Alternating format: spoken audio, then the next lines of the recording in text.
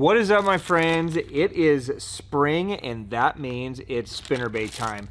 Probably the easiest bass fishing lure to use, but also one of the most in-depth, and you can do so many things with a spinnerbait if you go down the spinnerbait rabbit hole. So I know a lot of you guys are starting to warm up or thinking of warming up. So today, Jeff and I thought it'd be a good idea just to do a spinnerbait refresher. Let's just, get some dust off our spinnerbait rods, right? Just have an open conversation about using spinnerbaits in the spring, some of our favorite baits, the ways we like to fish it, and just make sure you guys are prepared for the season. So let's go. Welcome to the Hookup Tackle. Oh, what a stud. Yeah. Look at that. That was sick. Woo.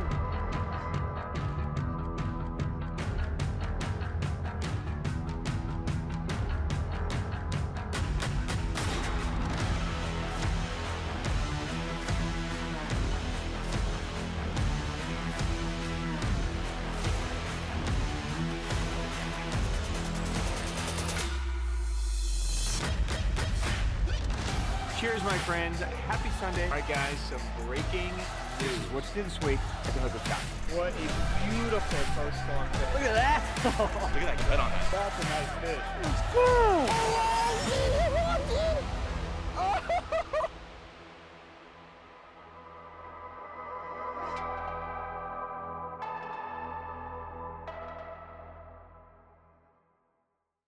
Welcome back, my friends. I am Ben with the Hookup Tackle, the Tackle Otaku on Instagram, being joined once again by my buddy Jeffrey the King. Jeff? What's up, man? Spinnerbaits. Oh, yeah. This is one of the few conventional techniques that you and I have fished together on multiple occasions. Yes. Like not just like a random, oh, look, Off Jeff day, picked up a drop shot, right? Like, we do this quite often together. Yes. This is a really fun way to catch It's them. really, really fun. So even as a swim bait guy, Yep. you can appreciate catching them on the spinnerbait. Dude, there's nothing really for me that beats a spinner bug, dude. Just, it's that time of year, especially like now, where it's dirty water, it's tight, you get to throw it. It's very just fun to fish around. Yeah. It's a really fun bait. Yeah, now, this is, or today's topic, I should say, is really spinnerbaits for spring fishing, right? Now, spinnerbaits in general, like, it could be anywhere from here to here. Like, there's tiny little ones, there's 1/8 ounce, 16th ounce little spinnerbaits, all the way to, multiple ounce spinnerbaits, right? So you've got different blade combinations, you got different things. So, I mean, you could fish a spinnerbait on the surface, shallow water, mid-range, deep over structure, right? You got nighttime fishing things with big, thumping blades, right? So really, spinnerbaits can be this never-ending rabbit hole. But today what I want to talk about is how we implement these things this time of the year in our fishing, and maybe that will translate into what you guys are experiencing or seeing on the water, and maybe you can pick up a couple tips, or maybe you can share a couple tips with us so that we can be better spinnerbait anglers as well. So most of what we're going to talk about today is going to be more shallow water oriented, and we'll kind of dig in through there. But basically it's that time of the year, right? It's April, it's warm, the fish are moving up. So many of you may live in places where they already are up, like here in Arizona. There's fish that have started spawning like in February, but our weather has just been so crazy that they're kind of up and then out and then up and out. But no matter what, the fish want to be moved to the bank. And so a lot of times, if you guys haven't been fishing all year to where you've been able to stay on schools or stay on migrations or stay on certain paths, you end up showing up to a lake or a river or a pond, and you just have to start with something and try to figure out where the hell they are. And one of the easiest ways to do that in the spring is with a spinnerbait. So let's dive in. Let's talk about it. Let's open one up and let's just have a convo about it here. Now, there are many baits that you could do this with. You could choose a square bill, you could choose a chatterbait, you could choose a swim bait to a certain extent, right? The reason a spinnerbait is such a great option is because for the most part, this is a relatively snag-less type presentation, right? This arm not only creates vibration and sends flash out, but it really prevents this bait from really snagging and, getting hung. So it's a bait that you can throw around all kinds of trees and vegetation and obstacles. You can skip it, you can do different things with it, and you can really kind of put it anywhere you want and not worry about snagging. Whereas a lot of treble hook baits or chatterbaits, like you get it next to wood, a lot of times, boom, they're snagged, right? You're going to be basically just unsnagging all day, which with a spinnerbait, you know, so often you can just tie one on and just go, right? So that's why I really love it this time of the year, is because I can cover a lot of ground with this thing and really figure out where the high percentage spots are. A lot of times fish are migrating back into a creek arm or a big bay, and you know, it may take you 5 days to fish a bay if you fish it with a Senko, right? I mean, if you got to pitch every little pocket and wait for that stupid thing to sink down really slow and your line to move off, I mean, you may never find the best stretch, but you could run with a spinnerbait, fish very quickly, you know, and efficiently, and really kind of narrow a big area down into highly productive zones, right? Which is why I really love spinnerbait. The other thing about a spinnerbait, as we come out of spawn, typically we get into shad spawn. And Jeff, you and I and Griff were just talking about shad spawn. We've got a little bit of it going on here. If you hit it well and you hit it right, you usually got to be there first thing in the morning. Like it happens very, very, you know, it's a quick little thing. But when you hit it right, you can have just like the most epic hour of your life if you hit it right. And a spinnerbait's a great one because most of the time shad want to spawn on something.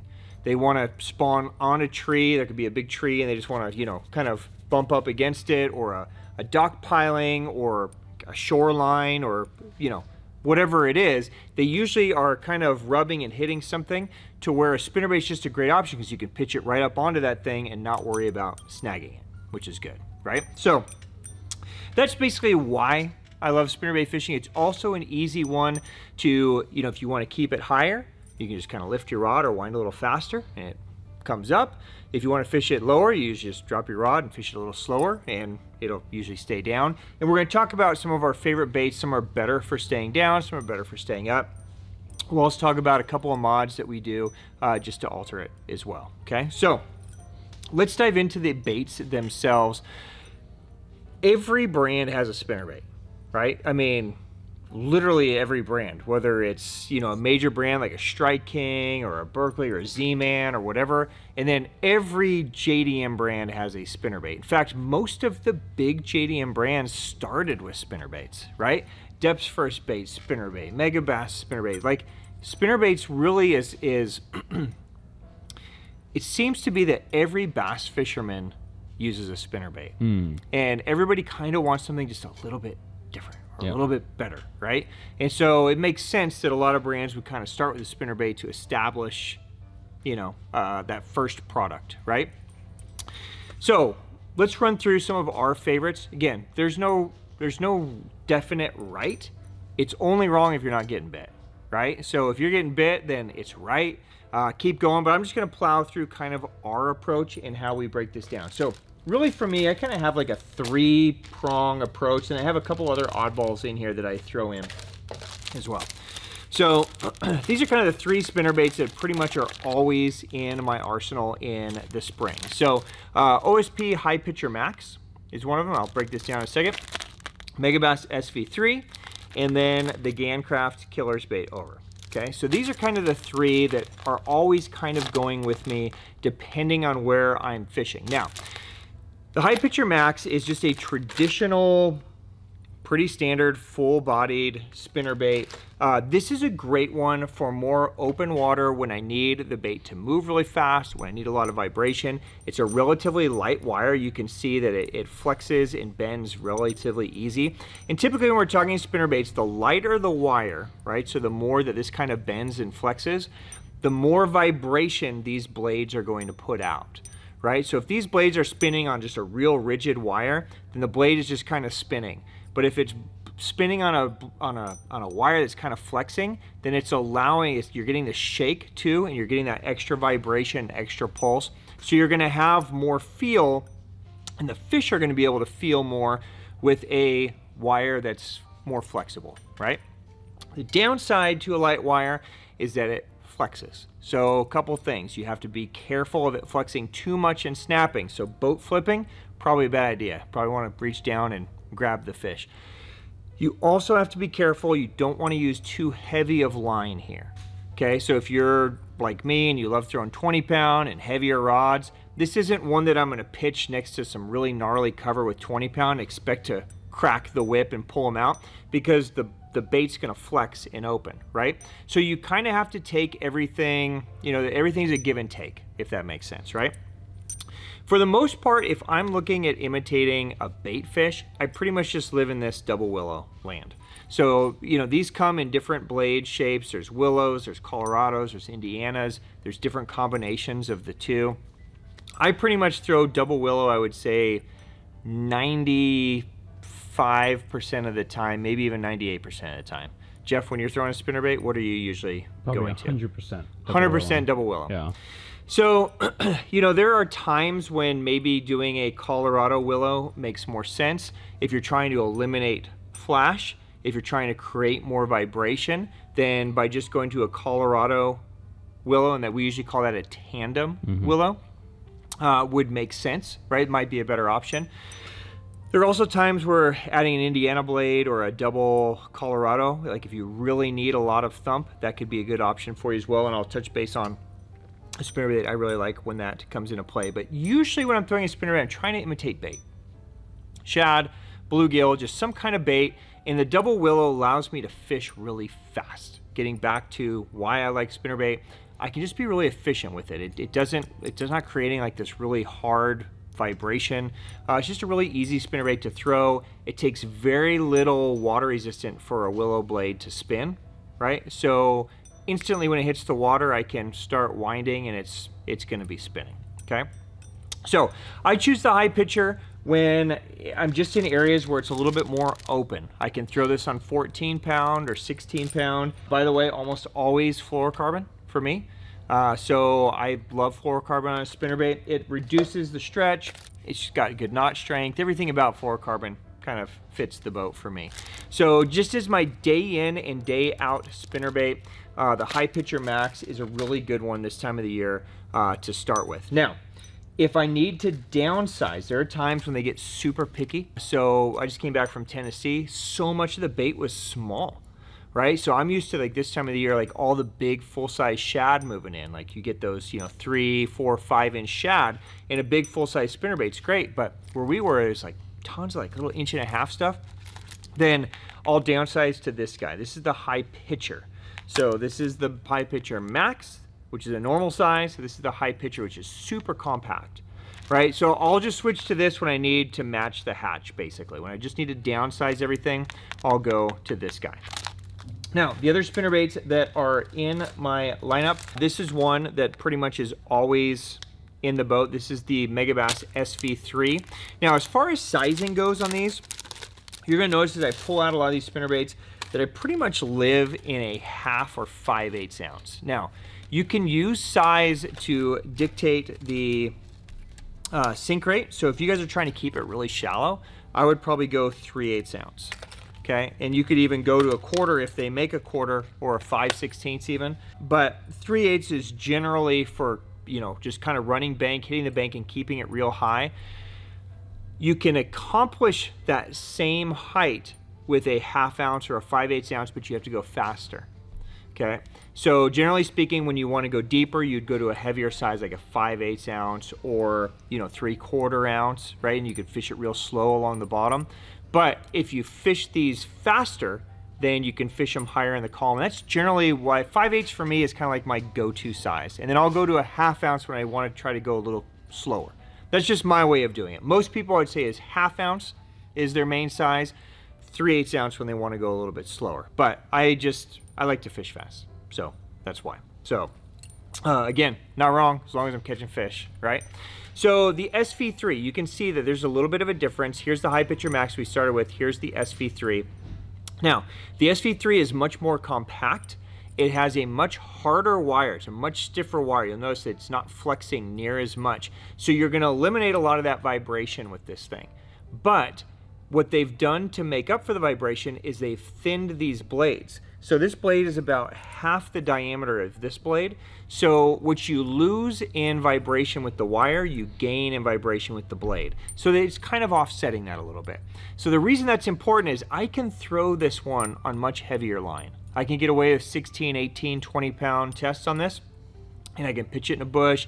I can really fish it, you know, right in the nastiest stuff, and I could set the hook no problem, and that wire's not going to open up on me, and I can get him in the boat. So this is a great one for either kind of flipping and letting it kind of fall down the tree, right? Because it's kind of a small little compact little package. So this is one where I'll just kind of see a shad spawn and get it to a tree and then just kill it and let it just kind of flutter down the tree. This is a great one for fishing a little bit deeper. So if, let's say the fish are starting to move up, but they're not all the way on the bank yet. They're still kind of staged out and, you know, 8 foot, 10 foot, maybe some deeper trees or an edge or a break off a point, right? So many times they'll use points to kind of move themselves back in. This is a good one that I can kind of throw, you know, in 8 or 10 feet of water, let it sink to the bottom, and I can slowly move it. I can pop it every once in a while, and those blades, you know, will just kind of shake. That's a great way to do it. And so that's how I'll implement this guy as opposed to this guy. The third one that I always have mixed into my arsenal is this guy. Now this is by Gancraft.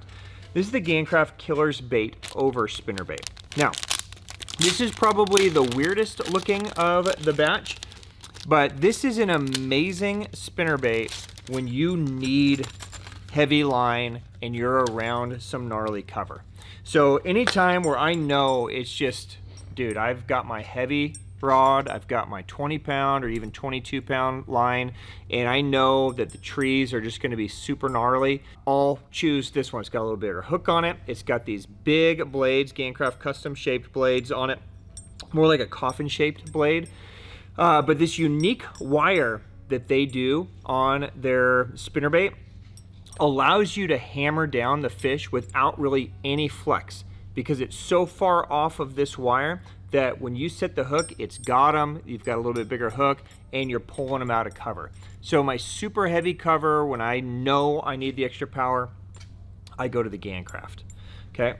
Now the other two kind of oddballs for me in my lineup is when I'm just covering a ton of ground, like when we go up to like Alma or Roosevelt, and we're just kind of fishing like a whole, like, you know, huge bay or like a huge like back of a river where there's just tons of trees, and I'm not, like, everything looks the same, right? And I'm not sure where they are. A lot of times, instead of trying to identify the exact tree, we'll identify the exact depth. And that can be important too, especially if you're fishing a big open area. Is there's sometimes just too many trees. There might be a million trees or a million stumps or a million boat docks or, you know, gazillions of whatever the cover is that you have. Identifying that depth can sometimes be the game changer of having success or not. So when I'm just trying to cover a lot of water, this is a really dope one for me too. I love the OSP High Picthers Max, which is the one I started on, but I also love this one. This is the bottom up Beeble. So the Beeble is just a little bit unique. It's a compact spinnerbait, but it's got this little kind of blade in the front. It causes it to vibrate, not truly like a chatterbait, but it just gives it a little different vibration. So it's spinning, but it's also kind of shimming, if that makes sense. So they're seeing something that's just a little bit different than what the other boats in front of me and behind me are throwing. Sometimes gives me some added edge. It comes in a quarter, a 3/8, a half, all the usual suspects. So that's a really good one that I'll add to the mix as well. And then finally, the last one for me. Now again, there's a gazillion good spinnerbaits. Sometimes you just grab a spinnerbait and go fishing. Like, don't overthink it, right? So if I don't want to make it too complicated, just pick your favorite spinnerbait and go. But sometimes you get to a place and it's just chocolate milk. It's just mud. Like, there's no way a fish is going to see this beautiful, natural, crystal clear skirt with these like dark black nickel blades, right? Like, sometimes they're just never going to see that thing. When that happens, I usually will go to some kind of Colorado, Indiana type combo. So this is a spinnerbait that I love. Very few people fish this in the US. Very popular in Japan. In the US, for whatever reason, it scares people. But this is from Evergreen International. And this is the D Zone. So this is the double Indiana combo. I love this because you get a little bit of a painted color on some of the blades. It's got a wire that vibrates incredibly hard. So this whole thing is basically just vibrating and pulsing under the water. So, and the Indiana blade is causing more of a thump, so they're feeling it so much easier than they're feeling that double willow. So if you guys find yourself in just like chocolate soup where it's just disgusting looking water, sometimes going to something that thumps a lot harder can actually get you a lot more bites and help you identify where those fish are laid up. Now, brings me to another point. Let's talk about blade color for a minute. There's a gazillion different blade colors. Silver and gold obviously would be the most common, right? So like this one has double silver. This one here has one gold, one silver. This one here is like black nickel. Some are painted. So this one here has like a painted white blade. We just looked at those Indianas. There's a gazillion different blade combos that you guys can do. It's whatever one they're eating is the right answer. There's not really a specific science to this. It could literally change day by day and as the day goes on. I mean, I've seen it where they absolutely destroy something with painted blades early, and maybe it's because it has more body presence. They can see it a little bit better, and then when that sun comes up, it's almost too much, right? And then you got to switch to something natural, like with the double silver. Generally speaking, silver blades, clear water, gold blades, dirty water. But I will tell you, I think it's almost the opposite sometimes. Gold is an incredible color for clear water. They don't see a lot of it. It flashes different. The bass react to it different. So don't be afraid to mix and match blades. And sometimes I may try this one. This kind of got like this darker, it's got some flash, but it's not super bright. So maybe I start here. If they're not relating to it, maybe I go with something brighter with some silver. If they're still not relating to it, maybe I go to a gold or a combination of the two until I find that combination that's working. So don't be afraid to cut these off, tie a different one on. And the same can go with color. If I know they're feeding on shad, hard to beat white, right? And white's just a great color all the way around for the spring, no matter where you are. If the water is super nasty, sometimes by mixing some chartreuse in there is good. If the water is really clear, going with a more like natural profile, like a baby bass, something like that can be good.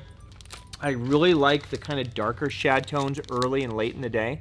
So often we're fishing that shad spawn first thing, or we're just out there and it's cold and it's really dark still.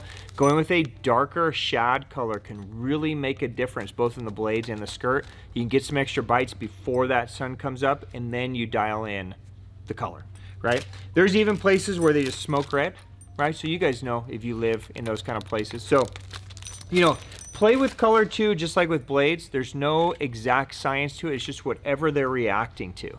And sometimes they want one color more than the other. Now, what I usually do, I usually keep it pretty simple. I would say if you open up my spinnerbait box,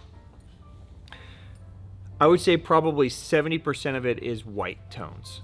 Okay, so it could be white, it could be like a white like this where it's like half white, half crystal, but something in a white type pattern, right?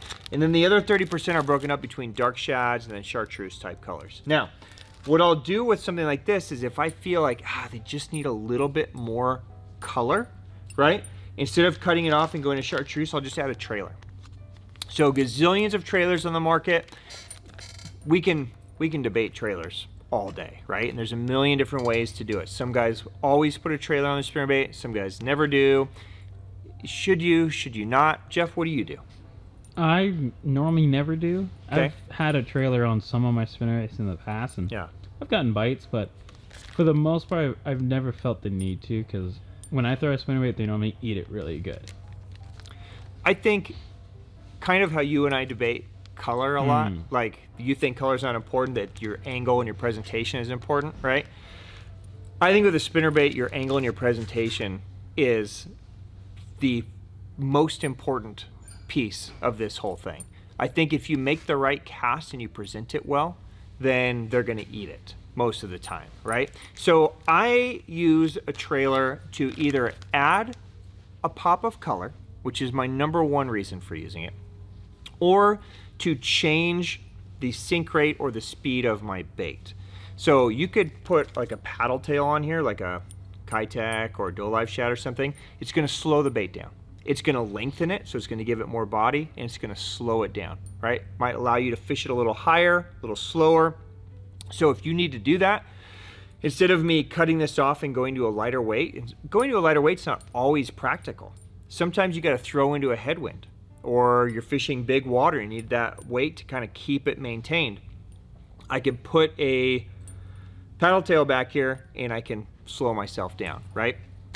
So what I do is I usually just add a trailer just to give myself a pop of something, right? So again, gazillions of trailers out on the market. Sometimes I'll just use like an old school Zoom split tail trailer, like, you know, because again, it's really just for kind of color. OSP action trailer is good. Any of those paddle tails. I really like the Sakamata shad if I'm just trying to do color pops. I like the Sakamata shad because it doesn't really change the action of my bait any. Right, so I could just take this little bait, I could string it up here on my spinnerbait, and then I've just given myself just a little bit of color pop, right? And sometimes that makes a difference, just having a little bit of color coming out. Now I'll do a 4-inch or a 5-inch depending on how much I want. If I add a trailer to, you know, say something like this bait, then usually I'll come back here with these big strands and I'll just kind of pull these big strands off that are kind of built in to be trailer material. All right, so I get those gone, and then that way it's not affecting anything. So you can see that's not really going to change the action of my spinnerbait any, but it's giving me just a little bit of body. I get a little chartreuse flake in there, a little blue. I just kind of mixed the color up, right? You could do the same thing on the opposite. You could grab a white one, and again, do whatever you want. Dual Live Stick's another great one for this that I'll use a lot because it doesn't really affect the action. So if you have more of kind of a plain or what I would call like a boring color, right? You can throw a pop of white on there. So this would be like a 5-inch. Again, you could do the Dual Live Stick on this guy. Zoom split tail. Any of those would be good options. But any of these fluke style baits or stick style baits are nice because they give you some body without really changing the action of the spinnerbait, if that makes sense, okay? So just like that, by adding that trailer, I've got a much bigger presentation now, much bigger profile. So if they're looking to feed on something bigger, you know, this is really giving them a lot more body than it was before. So that's really how I choose, do I use a trailer or not? It's just to change the color pop or the profile or the depth that my spinnerbait is going into. Again, getting back to what Jeff says, 9 times out of 10, I'm throwing the spinnerbait just straight out of package. I'm not worrying about the trailer, right? Just throw it. What about trailer hooks, Jeff? Surprisingly, I used to use them a lot. Okay. But then I stopped using them, and I haven't felt the need to go back to them. Okay. Why did you stop? Do you remember? I think I probably ran out of trailer hooks, and I said, screw it. The scientific reason? Yeah. And I was like, screw it, I don't have any trailer hooks. So I like this. I'm just going to rock with the spinnerbait. Yeah. All right. Well, there you go. Scientific spinnerbait trailers by Jeffrey the King. Yeah. Okay. So, you know, you guys will have to decide if you want a spinnerbait trailer or not. As far as a trailer hook goes, here's generally how I figure out how to do this. I usually don't like a trailer, whether it's a spinnerbait or a buzzbait or a chatterbait. I usually like the fish to eat my presentation and let me hook them on the big hook that is built right in the right part of the jaw, right? I feel like my land ratio is super high when they get the front hook and I actually get a good hook set in them. Now, there are times when they just short strike the shit out of everything, right? Maybe they're super highly pressured. Maybe they're like, you know, dude, they're post-spawn. They've been there or even pre-spawn. They don't know why they're there. Like there's times where they just won't actively chase something down. And they kind of go and they just like, right? And they just kind of turn into wusses, right? So I will use a trailer hook in those instances just to lengthen my hook back a little bit, right? Now, the second you put this trailer hook back there, you've decreased your snag resistance. So you're gonna snag a lot more now with this hook there. So that's another reason why with a spinnerbait, I almost never use it, because I feel like the spinnerbait for me is really covering that heavy cover stuff. And if they're short striking it and kind of pushing it and missing it, 99 out of 100 times, I just change to something else. A square bill, a chatterbait, a swim bait, something that I feel like they're gonna actually commit to a little bit better. But if I was on a remote island and I only had one lure and a pack of trailer hooks, when I would use the trailer hook would be when they're short striking it. Mm-hmm. Almost always I like to attach it like this, hook over the top, and then instead of using this tube to like lock it in place, I usually just take this tube that comes with these things, and I usually just cut myself just a little piece of tube like that. And you could use like Decoy makes like great little stops that you could just put over your hook. I'll do that a lot of times too, but since these come with the trailer hooks, and then I just take this and I put it right over the hook like that. Okay, and that allows my trailer hook to pivot and swivel. Okay, I like that because that way if they come up like this and I set the hook, it allows them to get this hook in the spinnerbait not to tear it out of their face. If you put this rubber over that trailer hook, then a lot of times this hook is so rigid that it kind of carries with the spinnerbait, makes it a little bit less snaggy, but I lose more fish on it. So again, play with it. Try it a couple different ways, but don't feel like you have to put this over that eye. This has worked for me for a really long time. I just hardly ever use it. If they're really eating your spinnerbait aggressively, the other downside of putting a trailer hook is that they're gonna come like this, and then you got that trailer hook down in their gills, and they may bleed out on you, you may hurt the fish. So if you don't need it, there's no real reason to have it. That's my thinking. All right, so we touched base on line a little bit. Pretty much in spinnerbait fishing, you're gonna live somewhere between 14 and 20, right? I would say majority of the world is probably like 14 or 16 pound. Those are probably like the standard sizes. 18 and 20, I throw 20 a lot if I'm fishing around bushes because it's gonna keep the bait up a little bit higher, which is fine because I'm fishing around trees or bushes or whatever. And it just gives me more power to pull them out if the cover's really heavy. So more open water, 14 pound, right? Super heavy cover, 20 pound. Something in between, play with your 16s, your 17s, your 18s, something like that. Always fluoro for me. I don't like braid. Braid just doesn't give anything a chance to flex, right? So, you know, a spinnerbait by nature is going to flex, and we're going to talk about this here in a second too. But, you know, it's going to flex on the hook set. So you set the hook, right? The fish comes like this and goes away, and you set the hook, that thing's flexing, right? So if you use braid, you're just going to probably just break it, right? I mean, it's just, you want everything to kind of give a little bit to prevent it from just snapping, right? Okay, let's jump to rod. I guess we could start with reel. 7-to-1 for me is an ideal speed, but I don't really care so much on a spinnerbait. It can be an 8-to-1. I'll just slow down. It could be a 6-to-1. I can try to speed up. But I really like a 7-to-1. It's kind of just like the best of all worlds. I can feel like I can fish it quick, but slow. It's just an efficient speed for me, okay? I break spinnerbait rods down into kind of two categories. One is more just like all-purpose, so I might just be running bank with it. I might be throwing a 1/2 ounce, I might throw a 3/8, I might throw a 5/8, I might just be all over the place. Open water, cover, like everything. My other category is more just like heavy cover. Like I know I'm going in the bushes, I know I'm throwing in the shit, and I need to haul those fish out, right? So those are kind of the two categories that I do. Let's start with the first one, okay? I pretty much live on this rod. This is a Steez AGS 7.2 heavy, and I've talked about this rod for spinnerbaits before. If I'm burning a spinnerbait in open water or I'm fishing around super heavy cover, this rod's unbelievable.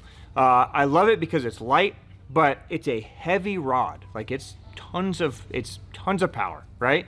But the tip is really pretty soft. So it allows me to make these incredibly accurate casts, little roll casts, little pitches, you know, whatever it is that I'm doing, I can kind of pitch around very easily. I can wind back and really heave one. But most of the time, it's closer range, high impact. And I really like this rod for that. Now, majority of time we're fishing a spinnerbait, we're fishing in a more open water, I would say. We're kind of not quite so gnarly. So it could be around brush, might be skipping a dock, might be aquatic vegetation, across a point, running bank, that kind of stuff. My go-to has been this rod since it's been on the market. This is the Megabass Destroyer P5, the Dark Sleeper rod. I love this rod. Probably the most versatile do-everything rod in the lineup, along with the Mad Bull. I think those two rods can do everything. And you could use the Mad Bull here as well. I like this one. It's got an extra inch of length that I don't know makes a big difference. I just like the way it gives on a half-ounce spinnerbait. It allows me to throw that little bit lighter spinnerbait with ease, and it bends just a little bit more. Really designed as kind of a swim jig rod, where it bends just a little bit more, but then it's still very powerful once it's bent. Love the Dark Sleeper. The other rods I use a lot in Megabass Evoluzion is the Super Diablo Type L. Okay, this is a great open water rod. So if I'm just big waves, I'm just kind of heaving it way out there and just kind of burning it in. This is another great one. Very similar, I would say, to the Steez 7.2 Heavy, where it's real strong down here, right? It's got all this power, but then this top section is kind of real soft. So it's a very similar rod to that Steez. It's an awesome spinnerbait rod. And then finally, the new Deimos is a great one as well. So really kind of designed for spinnerbait 7.2, 3/8 to 1 ounce. It's more of a traditional, just fast action rod. So if you're looking through lines like Loomis or, you know, St. Croix or Shimano or whatever, basically you're looking for a faster action rod. I just like the rod to have a little bit of a tip to it so that I can cast accurately close range, or I can skip, or I can present it where I want it. But basically you're using more of like a jig and worm rod here than you are any other type of rod. And you know, we get asked the question all the time, what's a great spinnerbait chatterbait rod? Right? Well, with advances in technology and crossweave graphites now, you kind of have those rods now. There are some rods that can do both, but generally speaking, those are two very different rods. Chatterbait really is more like a square bill, and you want the rod to really kind of bend, because a chatterbait, you have the blade and it's attached to a jig head, and it's one unit, so nothing is really flexing, right? So when the fish eats it, your rod loads and you set the hook, it's just kind of one big pull, right? So you need that rod to kind of flex a little bit, so it's not just power line, power bait, yank, miss the fish, right? With a spinnerbait, it's kind of flexing. So if you use a rod that bends a lot, like a chatterbait rod or a crankbait rod, now your crankbait's bending and your rod's bending and your spinnerbait's flexing. It's just too much flex. And so you're not getting good hook penetration, you're gonna end up losing a lot of fish. So I like to kind of balance the two, right? So if your chatterbait's solid, you want your rod to bend a little bit more. If you're throwing a spinnerbait and it's got more flex, you want your rod to be a little faster. And that'll kind of counteract each other, if that makes sense. All right, guys, so that's a wrap. That's a good recap on spinnerbait, kind of 101 for the spring, what to look for, what to do. If you guys are just getting started in bass fishing and spinnerbait fishing, anything we talked about today, bait-wise, will be a great option for you. It's going to be a great addition to your box. But if you have questions on anything we talked about, whether it's techniques, baits, retrievals, whatever, drop it down below. I would love to get answers to you, so I make sure that your spinnerbait fishing this spring can be as successful as possible. And again, getting back to what we talked about in the beginning, if you have some tips or tricks that have been working for you that I didn't share, drop those below too. I want us to collectively learn from each other so we can all become the best spinnerbait fishermen we can. Jeff will leave links to the products if you guys want to check any of them out closer. Jeff? That was great. Let's go spinnerbait fishing. I really want to go throw spinnerbait. I know. I just want to jack one. I want to feel that thunk and then just oh. I didn't even talk about the hook set. You guys can jack them on a spinnerbait. Yeah, okay. That's the best part about it, baby. You know, if they hit you, just thunk. Crack Usually them, they got them. Just you can. Oh my hit God, them I'm on, hard. dude. Big one. It's the coolest part. Yeah, and then just keep reeling. Don't hit them and just be like, oh look, I got them, while they're digging you into a tree, right? So if you're fishing around brush, make sure it's and then just keep winding and get them out of that stuff. So guys, have an amazing spring. Have fun catching them on the spinnerbait. On behalf of myself and Jeff and everybody here at the Hookup Tackle guys, thank you for giving us time to watch these videos. Thank you for your business, and we will see you again soon. Good luck, everyone. Peace.